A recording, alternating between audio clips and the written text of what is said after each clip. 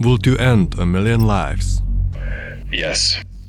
Yes. Yes. Yes, I would take control. With AI, there's so much hype around AI. Oh my God.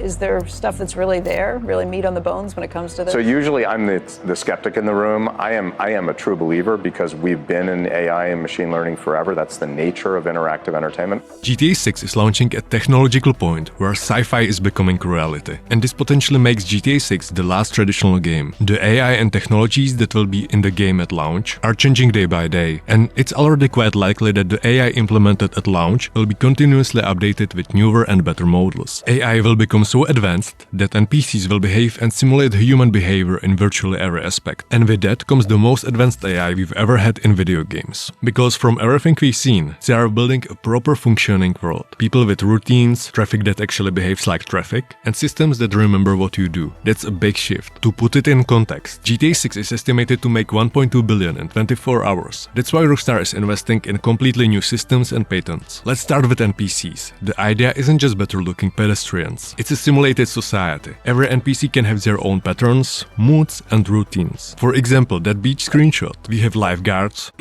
I said lifeguards. Okay, lifeguards, guy with metal detector, families, and for example this girl might go home, do her laundry, then head to a party on a luxury yacht, and you wouldn't even know unless you followed her. The aim is for a city that keeps doing its thing, even if you are not there, and that requires three main things. Number 1, real-time reactions. NPCs notice events and respond to them. Number 2, movement that's not scripted, but made from small animation blocks mixed in real time. And number 3, persistent world states. The city remembers and changes over time. Put those three together and your actions in low night actually matter. Rob a store in the neighborhood enough times, and people act differently toward you. Problem with movement used to be that older games used fixed animation clips. For example, play sit A or run B. GTA 6 seems to use procedural animation instead. Think of it like mixing small motion blocks in real time. If an NPC is tired, injured and it starts raining, the system blends a limp, a rain reaction and a carrying object motion into one unique walk. That's why you will see rare and unique walk animations, different ways of taking cover and situation-dependent combat behavior. And Euphoria physics are part of the package too. Instead of pre-made falling animations, characters will try to regain balance, stumble and react based on how hard they get hit. Mixed with procedural animation, that means interactions look and feel differently every time. Knock someone over and their recovery will depend on how they were hit, what they are carrying and where they are standing. It's a chain of realistic reactions, not a repeating animation. It's subtle but it makes the characters feel different. So for example, Brian's walking style will be much different from Raul Bautista. Police walk and hold themselves differently than gang members or tourists. That variety makes crowds and daily life more convincing. And the environment matters too. The AI watches weather and conditions. If it rains, people will seek shelter, put up umbrellas or change clothing. But if it's hot, characters slow down and look sweaty. These small details, posture,